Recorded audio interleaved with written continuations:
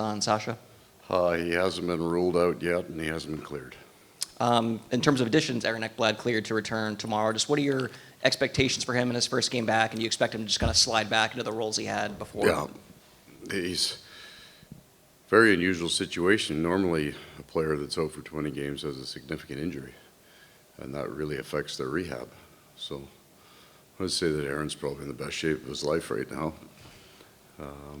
We'll put him right back with his partner, and we'll put him right back in all the situations. It's about getting him up to speed as fast as we can. But there's going to be about a 10-minute kind of adjustment to playoff hockey because it's just different. So he'll make that adjustment the way he goes. Paul, what was your reaction to the hit in real time? And I'm sure you've seen it a few times since. What? I got nothing for you. I'm staying out of that. It happens. The referees make their decision. The league makes the decision, and we'll drop the puck. So I wear a suit to the game, and I don't have to answer for anything I say. So would you expect? I mean, it's game 3 of this series. It's going to be, it's going to be ramped up anyway. Do you expect that to add an element tomorrow? Or is there even an element to add with these two teams? I've just seen it both ways. I've seen it where everybody came to the rink thought it was going to be, on fire, and it doesn't happen. I think we made a pretty significant shift in how we approach games halfway through last year to become a very disciplined team. And we can't lose that. At the same time, we play as hard as we possibly can, and we have a style of play that we want to adhere to. We don't want to adjust that because of the environment or things that change around us. But we learned and eventually had success because we became a very disciplined team. Nobody wants to lose a player like Sasha Barkov, obviously, but you guys have had to play without him in big games, and even most recently with this current crop of players. Does that kind of help tomorrow with if he's not going to play, with the preparation for what the lines are going to look like? Yeah, it shortens it. I got 2 or 3 lineups set for tomorrow. And then we know what we'll go to if Sasha can't play. And the players that are going to play together will be the first time, and they'll all understand what they're doing.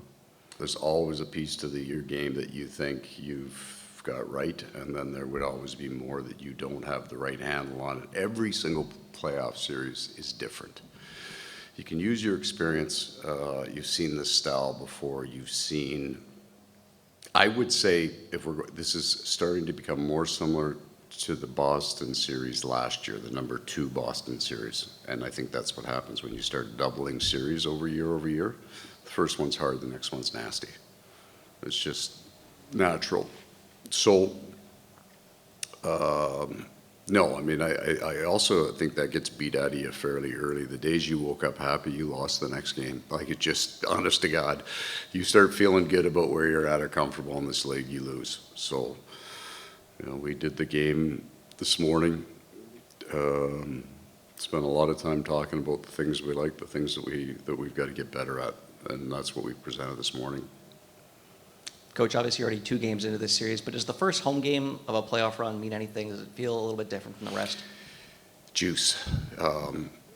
The energy that you get from the home crowd, it's really important. We're a good road team in the playoffs, and that for me is just the connection in the room.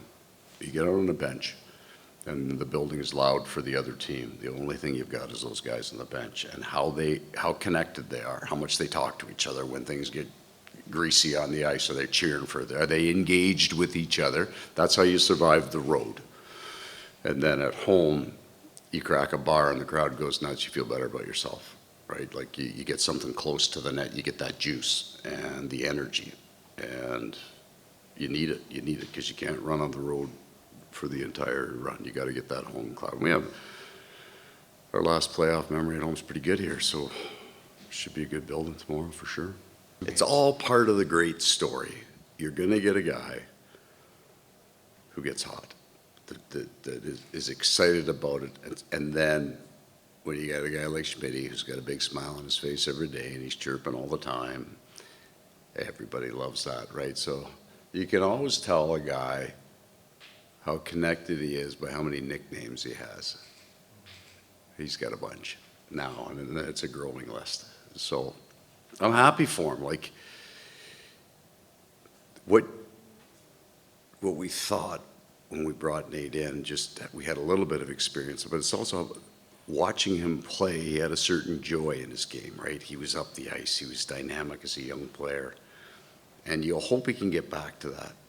And I think, in conversations this summer, that's what he was trying to do. He wanted to come back and get his game back and get feeling good about his game and the love of the game. And I understand that. And I think in 2025, he got there. Like, he's been a pretty darn good player for us. Not just he scored a few goals, but he's been, when Aaron went down, we got into January, we had 3 defensemen, I think, playing with broken bones in their hand. And we weren't moving the puck very well at that point. But his game took off. Like, he rallied around that idea. And I think he's just kept going.